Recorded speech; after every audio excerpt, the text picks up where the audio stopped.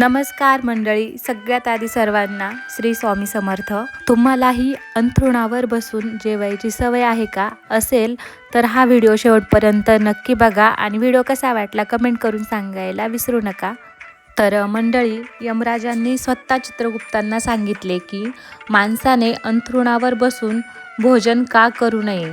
तर मंडळी, ही एका वेळची गोष्ट आहे. यमलोकात यमराज आपल्या विशाल आणि दिव्य सभागृहात सुवर्ण सिंहासनावर विराजमान होते. सर्व दिशांना गांभीर्य आणि तेज पसरले होते. त्याच सिंहासनाजवळ चित्रगुप्त आपले हस्तपत्र घेऊन नम्रपणे बसले होते. दोघांमध्ये धर्म आणि कर्तव्याशी संबंधित गहन चर्चा सुरू होती. चर्चेच्या एका विरामात चित्रगुप्तांनी आदराने यमराजांना एक शंका विचारली, जी त्यांच्या मनात खूप दिवसांपासून होती. हे प्रभू, कृपा करून माझ्या काही शंकांचे समाधान करा. माणसाने जेवण कशा प्रकारे करावे? जेवणासाठी योग्य दिशा आणि स्थान कोणते? कोणत्या ठिकाणी बसून भोजन करू नये? भोजनापूर्वी काय करावे आणि भोजनानंतर काय खावे? कोणाच्या घरचे अन्न खाऊ नये? कोणत्या ठिकाणी बसून भोजन केल्याने आयुष्य कमी होते? कृपा करून माझ्या या सर्व प्रश्नांची उत्तरे द्या. चित्रगुप्तांचे इतके नम्र प्रश्न ऐकून यमराज थोडेसे हसले. त्यांच्या तेजस्वी चेहऱ्यावर करुणा आणि गांभीर्य एकाच वेळी जाणवत होते. मग शांत स्वरात चित्रगुप्तांकडे पाहत ते म्हणाले, हे चित्रगुप्त, तू खूप योग्य प्रश्न विचारला आहेस. खरं तर या सर्व प्रश्नांची उत्तरे माणसाच्या आचरणात, त्याच्या व्यवहारात आणि सवयीतच लपलेली असतात. माणूस जसे आचरण करतो तसेच फळ त्याला आयुष्यात भोगावे लागते. चांगल्या आणि सात्विक आचरणाने सुख, शांती आणि दीर्घायुष्य लाभते. तर दुसरीकडे चुकीच्या सवयी माणसाच्या आयुष्यात दुःख, त्रास आणि कधी कधी अकाली मृत्यू ओढवून आणतात. त्यामुळे माणसाने भोजन करताना शास्त्रात सांगितलेल्या नियमांचे पूर्णपणे पालन करणे आवश्यक आहे. जो माणूस शास्त्रीय नियमांनुसार भोजन करतो तो नक्कीच दीर्घायू होतो. त्याचे शरीर रोग आणि व्याधींपासून सुरक्षित राहते. त्याच्यात पापाचा वास नसून सात्विकता आणि पवित्रतेचा प्रकाश कायम राहतो. म्हणून भोजनाच्या वेळी दिशा, स्थान, वेळ आणि व्यक्तीचे वय या सर्वांचे विशेष लक्ष दिले पाहिजे. याच गोष्टींमध्ये माणसाचे आरोग्य, आयुष्य आणि आध्यात्मिक बळ सामावलेले असते. हे ऐकून चित्रगुप्त अत्यंत नम्र स्वरात म्हणाले, हे प्रभू, कृपया ही रहस्य मला विस्ताराने सांगा. भोजन करण्याचे जे काही नियम आहेत ते मला सविस्तर सांगा. चित्रगुप्तांच्या या विनंतीनंतर यमराजांचा स्वर अधिक गंभीर झाला. त्यांच्या तेजस्वी डोळ्यांमध्ये गांभीर्य उतरले. ते काही क्षण शांत राहिले, जणू मानवी जीवनातील गहन रहस्य शब्दांत मांडण्याची तयारी करत असावेत. मग धीरगंभीर आवाजात ते म्हणाले, हे चित्रगुप्त, तुझ्या प्रश्नांची उत्तरे देण्यापूर्वी मी तुला एक प्राचीन कथा सांगतो. ती लक्षपूर्वक ऐक, कारण याच कथेत तुला तुझ्या सर्व प्रश्नांची उत्तरे मिळतील. ही कथा अत्यंत बोधप्रद असून माणसाचे आचरण, आयुष्य आणि पाप पुण्याशी संबंधित गहन रहस्य उघड करते. जो कोणी ही कथा श्रद्धेने ऐकेल आणि ती इतर लोकांपर्यंत पोहोचवेल, त्याचे 32 प्रकारचे पाप मी स्वतः क्षमा करेन. हे ऐकून चित्रगुप्त अत्यंत प्रसन्न झाले. त्यांनी आदराने हात जोडून सांगितले, हे धर्मराज, आपल्या मुखातून ही महान कथा ऐकणे माझे भाग्य आहे. मी ती लक्षपूर्वक नक्कीच ऐकेन. चित्रगुप्तांच्या या शब्दांनंतर यमराज त्यांना ती प्राचीन कथा सांगू लागले. तर मंडळी, तुम्हीही लक्षपूर्वक ऐका, कारण ही कथा अत्यंत ज्ञानवर्धक असून माणसाचे जीवन, कर्म आणि नशिबाचे रहस्य उलगडते. ही कथा शेवटपर्यंत नक्की ऐका. यमराज कथा सांगताना म्हणाले की प्राचीन काळी मगध देशातील विजय नावाच्या एका विशाल आणि समृद्ध राज्यात चंद्रकेतू नावाचे एक पराक्रमी आणि धर्मनिष्ठ सम्राट राज्य करत होते. त्यांचे राज्य निसर्गाच्या विपुल संपत्तीने परिपूर्ण होते. नद्या निर्मळ होत्या, शेते बहरलेली होते, वने धनधान्याने समृद्ध होती. आणि प्रजा अत्यंत सुखी व समाधानी होती. राजा चंद्रकेतू गुणवान, बुद्धिमान आणि अत्यंत दयाळू हृदयाचे होते. ते नेहमी प्रजेच्या हितासाठी प्रयत्नशील असत. यज्ञ, दान आणि जनकल्याणाची असंख्य कामे ते करत असत. त्यांच्या न्याय आणि करुणेची चर्चा दूरवर पसरलेली होती. प्रजा त्यांना राजा न मानता पित्यासमान मानून आदर आणि प्रेम देत असे. राजाची पत्नी राणी शीलवती सुद्धा तितकीच धर्मनिष्ठ, सुंदर आणि सदाचारी होती. राणी दररोज पूजापाठ करत असे, गरजूंना अन्न वस्त्रदान करत असे आणि मनापासून राज्याच्या कल्याणाची कामना करत असे. या दिव्य दाम्पत्याच्या राज्यात जणू स्वर्गाचा अनुभव येत असे. पण या सुखसमृद्धीमध्ये एक मोठे दुःख होते. ते राजा आणि राणीच्या हृदयाला सतत टोचत असत. ते म्हणजे अपत्यहीनता. वर्ष सरली. त्यांनी अनेक व्रत, पूजा, यज्ञ आणि अनुष्ठान केले. देवी देवतांची प्रार्थना केली, ऋषीमुनींची सेवा केली, पण तरीही त्यांना ना पुत्रप्राप्ती झाली ना कन्याप्राप्ती. ही गोष्ट त्यांच्या मनाला व्याकुळ करत असे. राजा चंद्रकेतू अनेकदा महालात एकटे बसून विचार करत, असे कोणते पाप माझ्या हातून नकळत घडले आहे ज्यामुळे मी पुत्रसुखापासून वंचित राहिलो? माझ्या पुण्यामध्ये काही कमतरता राहिली की हे माझ्या पूर्वजन्मीच्या कर्माचे फळ आहे? दिवसेंदिवस ते अधिक उदास राहू लागले. जेव्हा प्रजेला समजले की राजा अपत्यहीनतेमुळे दुःखी आहे, तेव्हा संपूर्ण राज्यात चिंतेचे वातावरण पसरले. लोकही देवाकडे प्रार्थना करू लागले की राजा राणीला अपत्य सुख मिळावे. एके दिवशी राजाने निश्चय केला की ते एखाद्या महापुरुषाच्या आश्रयाला जाऊन या रहस्याचे समाधान विचारतील. तेव्हा त्यांना आठवले की महान तपस्वी ऋषी वशिष्ठ जवळच्या वनात आपल्या आश्रमात तप करत आहेत. ऋषी वशिष्ठ त्रिकालदर्शी आणि दिव्य दृष्टी असलेले महान मुनी होते. ते नक्कीच या रहस्याचे कारण सांगू शकतील. त्यामुळे दुसऱ्या दिवशी पहाटेच राजा चंद्रकेतू आपल्या काही विश्वासू सहकाऱ्यांसह रथावर स्वार होऊन वनाकडे निघाले.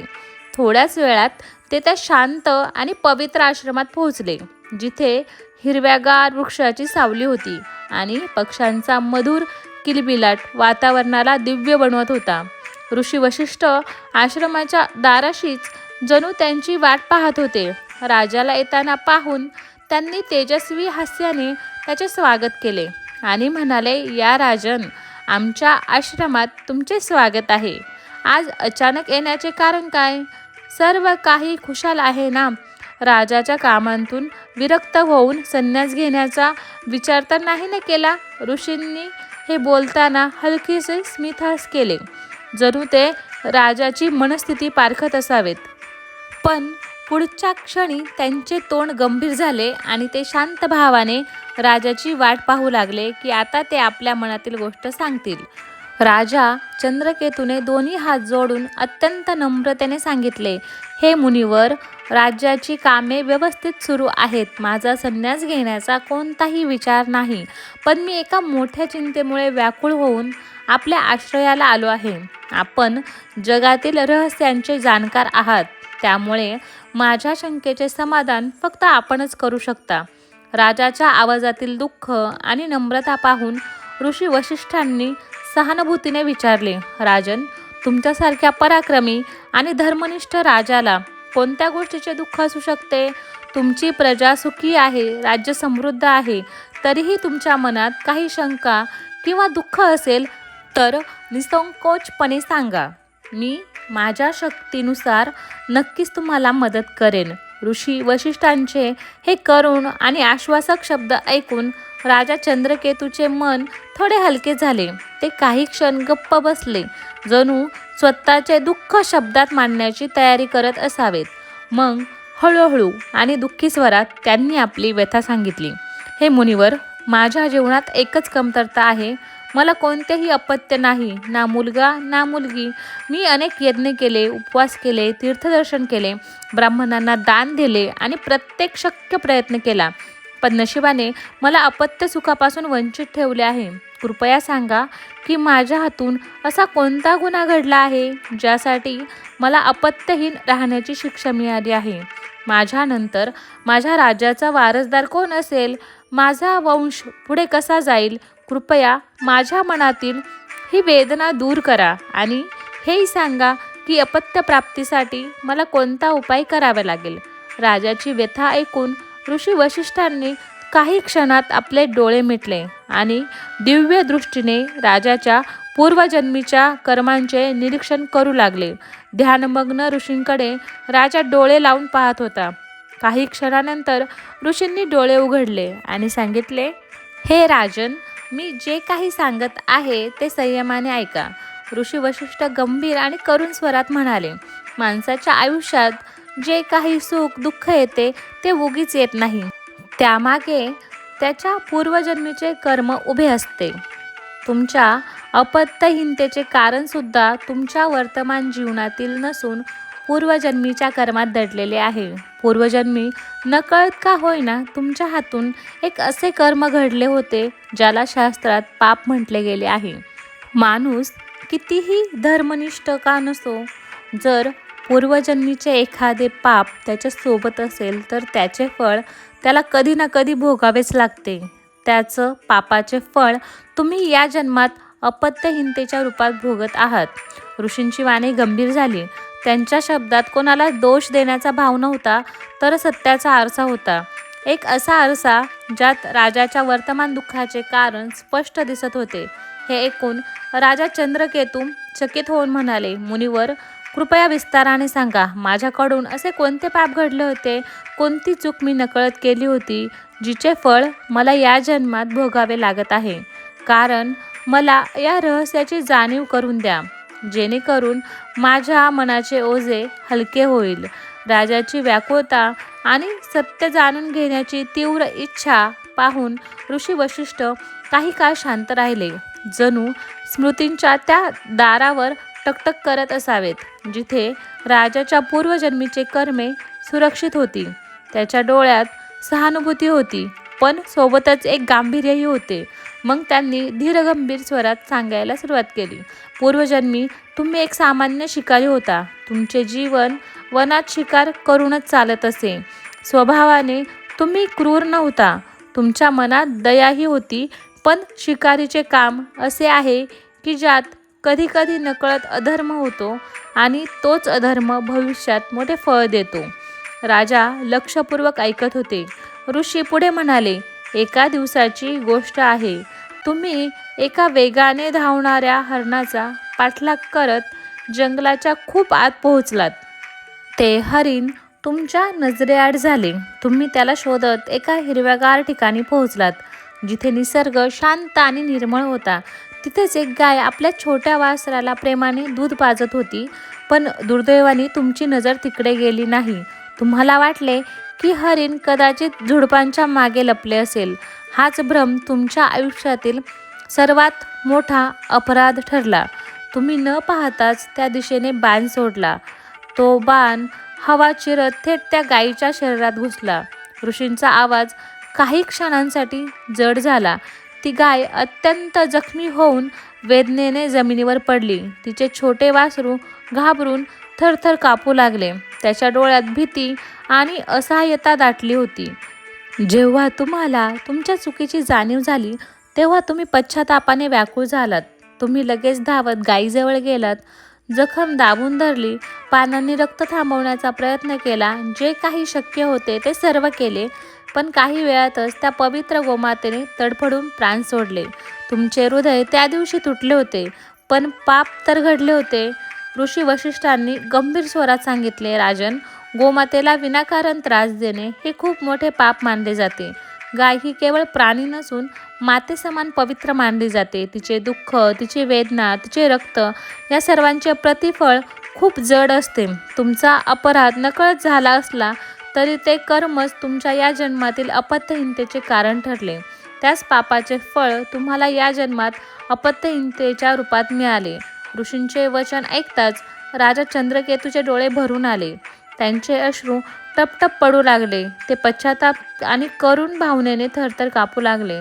ते दुःखी होऊन म्हणाले, मुनिवर, मला खूप मोठा पश्चाताप होत आहे की पूर्वजन्मी माझ्याकडून इतका मोठा अनर्थ घडला. मी नकळत गोहत्येसारखे महापाप केले. आज जेव्हा तुमच्या वाणीतून हे सत्य समजले, तेव्हा माझे हृदय पश्चातापाने भरून गेले आहे. कृपा करून सांगा, या पापातून मुक्तीचा काही मार्ग आहे का? असा कोणता पश्चाताप आहे जो मी करू शकतो? मला या ओझ्यातून बाहेर पडायचे आहे. कृपा करून या पापातून मुक्तीचा उपाय सांगा. राजाची नम्र आणि दुःखाने भरलेली वाणी ऐकून ऋषी वशिष्ठांचे हृदय हळहळले. त्यांच्या डोळ्यात करुणेची चमक दिसली. ते शांत आणि कोमल स्वरात म्हणाले, हे राजन, प्रत्येक पापातून पश्चातापाद्वारे मुक्ती संभव आहे. जर माणूस खऱ्या हृदयाने पश्चाताप करत असेल आणि आपल्या कर्मांचे प्रायश्चित करू इच्छित असेल तर ईश्वरही त्याला मदत करतो. तुमच्या बाबतीतही एक उपाय आहे. गोहत्या किंवा गायीला त्रास देण्याच्या पापाचे प्रायश्चित म्हणून तुम्ही पूर्ण श्रद्धा आणि भक्तीने गोसेवा केली पाहिजे. ऋषींनी पुढे समजावले, तुम्ही गायीची सेवा पूर्ण निष्ठेने करा. भुकेल्या गायींना चारा आणि स्वच्छ पाणी द्या. गोशाळा बांधा जिथे निवारा नसलेल्या आणि जखमी गायी सुरक्षित राहतील. आजारी गायींवर उपचार करा. त्यांच्याबद्दल प्रेम, आदर आणि भक्तीचा भाव ठेवा. राजन, लक्षात ठेवा, गोसेवेपेक्षा मोठे कोणतेही पुण्य या पृथ्वीवर मानले गेले नाही. जेव्हा माणूस प्रामाणिकपणे गोसेवा करतो तेव्हा केवळ त्याच्या पापांचा नाश होत नाही तर त्याच्या आयुष्यात सुख, शांती आणि सौभाग्यही वाढते. ऋषी वशिष्ठांचे शब्द राजाच्या हृदयाला भिडले. ते भावुक होऊन झुकले.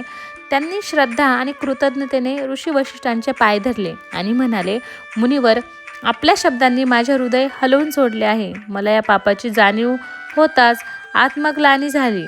मी आता आपण सांगितलेल्या मार्गाचे पालन करेन. गोमातेची सेवा करूनच माझ्या हातून घडलेल्या पापांचे प्रायश्चित करेन. ऋषी वशिष्ठांनी राजाला आशीर्वाद दिला आणि प्रेमाने निरोप दिला. राजा चंद्रकेतू आश्रमातून परतल्यावर पूर्ण निष्ठा आणि संकल्पाने गोसेवेत मग्न झाले. त्यांनी राज्यभर प्रयत्न सुरू केले. ठिकठिकाणी गोशाळा बांधल्या. निराश्रित आणि जखमी गायींच्या संरक्षणाची सोय केली. चारा आणि स्वच्छ पाण्याची सुनिश्चित व्यवस्था केली आणि तज्ज्ञ वैद्यांकडून गायीवर उपचार करून घेतले. स्वतःही ते दररोज पहाटे गायीची पूजा आणि सेवा करत असत. राणी शीलवती सुद्धा पतीसोबत मनापासून या पुण्यकर्मात सहभागी झाली. तीही रोज गायींची सेवा करत असे, दान देत असे आणि भक्तिभावाने पूजा करत असे. त्यांचा असा ठाम विश्वास होता की गोसेवेमुळे त्यांच्या आयुष्यातील अंधार नक्कीच दूर होईल. कित्येक महिने निस्वार्थपणे, श्रद्धेने आणि संयमाने गोसेवा केल्यावर ईश्वराची कृपा झाली. राणी शीलवतीला अखेर एक सुंदर पुत्राची प्राप्ती झाली. राज्यातही आनंद आणि उत्साह पसरला. प्रजेनेही या शुभ प्रसंगी आनंद साजरा केला आणि संपूर्ण राज्यात उत्सवाचे वातावरण तयार झाले. काळाच्या ओघात राजकुमार निरोगी आणि धडधाकट मुलगा म्हणून मोठा झाला. राजा आणि राणीने त्याला अत्यंत प्रेमाने आणि संस्कारांनी वाढवले. वर्षानुवर्ष अपत्यहीनतेचे दुःख सोसल्यानंतर आता त्यांचा आनंद गगनात मावेनासा झाला होता. आईवडिलांचे प्रेम इतके जास्त होते की ते राजकुमाराची प्रत्येक इच्छा पूर्ण करत असत. राजदरबारातील सेवक त्यांचे सर्व हट्ट पुरवत असत आणि त्याच्या कोणत्याही चुकीवर त्याला शिक्षा न देता लाड करत असत. काही वडीलधाऱ्या मंडळींनी आणि राजगुरूंनी वेळोवेळी त्याला शिस्त आणि शुद्ध आचरणाचे महत्त्व सांगितले, पण आईवडिलांनी प्रेमापोटी त्या सूचनांकडे दुर्लक्ष केले. राणी शीलवतीला वाटायचे की त्यांच्या बालपणात केवळ आनंद असावा, म्हणून त्यांनी त्याच्या प्रत्येक चुकीला क्षमा केली.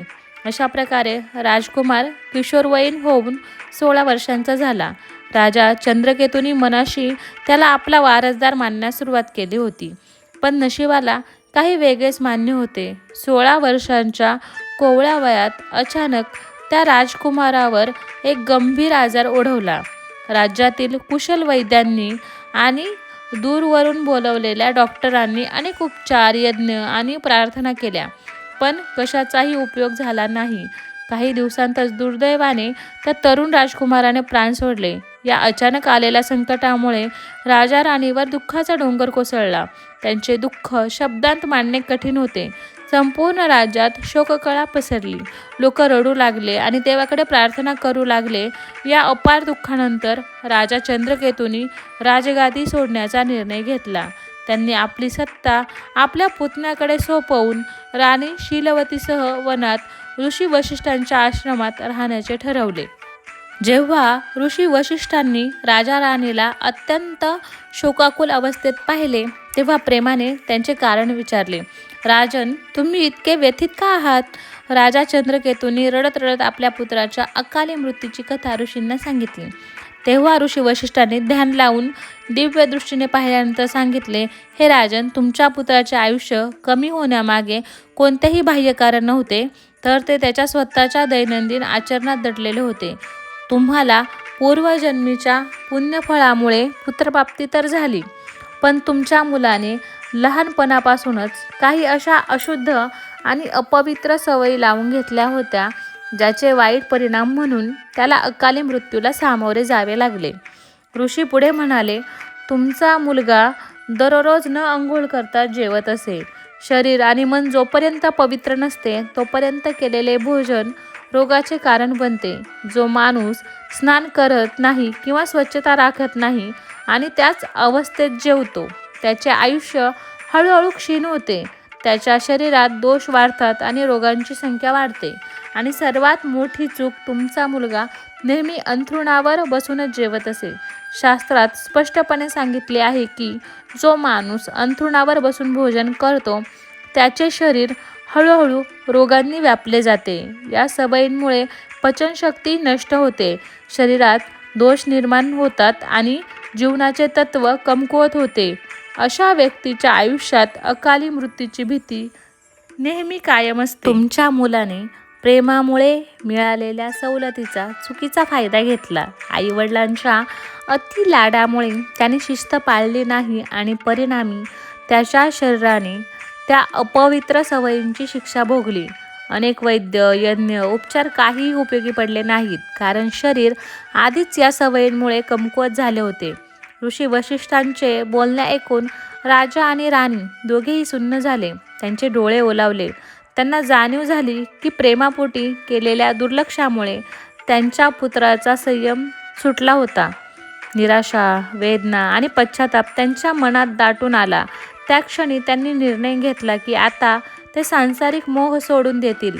राजा चंद्रकेतूंनी तिथेच ऋषी वशिष्ठांच्या आश्रमात राहण्याचा निर्णय घेतला. त्यांनी आपले उर्वरित आयुष्य तप, साधना आणि ईश्वराच्या चिंतनात घालवले. राणी शीलवतीनेही राजशाही थाट आणि सुखसोयींचा त्याग करून पतीसोबत साधे, शांत आणि आध्यात्मिक जीवन स्वीकारले. हळूहळू दोघांच्या मनातील दुःखाचे ओझे कमी झाले आणि धर्माच्या मार्गावर त्यांना खरी शांती मिळाली. कथा सांगून यमराज चित्रगुप्तांना म्हणाले, पाहिले चित्रगुप्त, अशा प्रकारे माणसाच्या स्वतःच्या सवयीच त्याचे आयुष्य घडवतात किंवा बिघडवतात.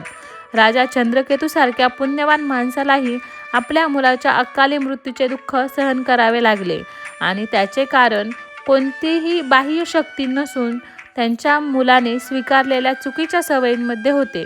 त्यामुळे प्रत्येक माणसाने सावध राहिले पाहिजे की तो कशा प्रकारचे आचरण करत आहे, त्याची दिनचर्या कशी आहे आणि तो कोणत्या मर्यादेत जीवन जगत आहे. माणसाने नेहमी जेवणापूर्वी शारीरिक शुद्धी केली पाहिजे. आपले 5ही अंग, दोन्ही हात, दोन्ही पाय आणि तोंड स्वच्छ पाण्याने धुतले पाहिजे. शक्य असल्यास जेवणापूर्वी स्नान करणे सर्वोत्तम मानले जाते. शास्त्रात न अंघोळ करता जेवणे निषिद्ध मानले गेले आहे. असे जेवण प्राण्यांसारखे आचरण मानले जाते आणि यामुळे आयुष्य कमी होते, तसेच शरीर रोगांनी ग्रासले जाते. स्वच्छतेनंतरच माणसाने अन्न ग्रहण करावे. भोजन सुरू करण्यापूर्वी माणसाने देवी अन्नपूर्णा आणि ईश्वराचे स्मरण करून कृतज्ञता व्यक्त केली पाहिजे, कारण त्यांच्याच कृपेने हे अन्न उपलब्ध झाले आहे. सोबतच अशीही प्रार्थना करावी की जगातील सर्व प्राण्यांना अन्न मिळावे. अशा प्रकारे मनातल्या मनात ईश्वराला नमस्कार करून आदराने भोजन केल्याने अन्न पवित्र राहते आणि शरीराला पूर्ण पोषण देते. भोजन करताना बसण्याचे स्थान सुद्धा शुद्ध आणि योग्य असले पाहिजे. जमिनीवर चटई अंथरून मांडी घालून बसणे श्रेष्ठ मानले जाते. या उलट अंथरुणावर बसून जेवणे अशुभ, अपवित्र आणि आरोग्यासाठी घातक मानले जाते. अंथरुणावर जेवल्याने शरीरात दोष वाढतात, पचनशक्ती कमकुवत होते आणि विविध रोग निर्माण होऊन आयुष्य संकटात टाकतात. हे चित्रगुप्त, 3 प्रकारचे अन्न माणसाने कधीही खाऊ नये. पहिले, ते अन्न ज्यावरून एखादी व्यक्ती पाय देऊन गेली असेल किंवा ज्याला कोणाचे पाय लागले असतील. असे अन्न अपवित्र होते आणि ते खाल्ल्याने आयुष्य कमी होते, रोग वाढतात आणि शरीर दुर्लभ होते. असे अन्न प्राण्यांना दिले पाहिजे. दुसरे, ते अन्न ज्यात केस, किडे किंवा एखादा अशुद्ध पदार्थ पडला असेल. जर ताटात केस दिसला तर समजून घ्यावे की ते अन्न टाकावे. असे अन्न स्वतःही खाऊ नये आणि देवालाही नैवेद्य दाखवू नये, कारण त्याचा सात्विक प्रभाव संपतो आणि प्रेत योनीतील जीव त्याचा उपभोग घेतात. तिसरे, ते अन्न जे दुसऱ्या कोणासाठी वाढले गेले असेल. लक्षात ठेवा, दुसऱ्याचा हक्क हिरावून खाणारा कधीही सुखी होत नाही. जो माणूस दुसऱ्याचा भाग चोरतो किंवा न वाटता स्वतः खातो, त्याच्यावर देवी अन्नपूर्णा रागावते. त्याचे पुण्य नष्ट होते आणि त्याच्या आयुष्यात गरिबी व संकटे येतात. म्हणून भोजन नेहमी वाटून, सर्वांनी आपण अर्पण करून आणि योग्य पात्राला देऊनच ग्रहण करावे. याशिवाय अन्नाचा अनादर कधीही करू नये. जेवण इकडे तिकडे फेकणे किंवा अन्नाची नासाडी करणे हेही पाप मानले जाते. अन्नदेवतेच्या कृपेने जीवन चालते, म्हणून अन्नाचा नेहमी आदराने स्वीकार केला पाहिजे. जो माणूस या नियमांचे पालन करतो तो स्वस्थ, निरोगी आणि दीर्घायू होतो. त्याच्या जीवनात सुख समृद्धी टिकून राहते आणि त्याला अकाली मृत्यूची भीती राहत नाही. माणसाचे आचार विचारातच त्याच्या नशिबाची निर्मिती करतात. चांगले कर्म आणि चांगल्या सवयी जीवन सुखमय बनवतात, तर चुकीच्या सवयी जीवन दुःखमय आणि अल्पायुषी करतात. म्हणून प्रत्येक व्यक्तीने आपल्या दैनंदिन व्यवहारात पवित्रता, शिस्त आणि मर्यादेचे पालन नक्कीच केले पाहिजे. अशा प्रकारे यमराजांनी चित्रगुप्तांना माणसाचे आचार विचार, शुद्ध अशुद्ध भोजन, सवयी आणि जीवनाच्या नियमांशी संबंधित अत्यंत महत्त्वाचे ज्ञान दिले. या कथेतून आपण शिकतो की अंथरुणावर बसून जेवणे, स्वच्छतेशिवाय अन्न ग्रहण करणे आणि अन्नाचा अनादर करणे का वर्ज्य आहे. आपण नेहमी शास्त्रांच्या मर्यादेचे पालन करत पवित्र आचरण ठेवले पाहिजे, जेणेकरून आपल्या आयुष्यात सुख, आरोग्य आणि शांती कायम राहील. तर मंडळी, तुम्हाला ही माहिती कशी वाटली नक्की कमेंट करून सांगा. आवडली असेल तर आपल्या चॅनलला सबस्क्राईब करा आणि आपल्या मित्रमंडळींसोबत नक्की शेअर करा आणि कमेंटमध्ये श्री स्वामी समर्थ लिहायला विसरू नका. श्री स्वामी समर्थ आणि धन्यवाद.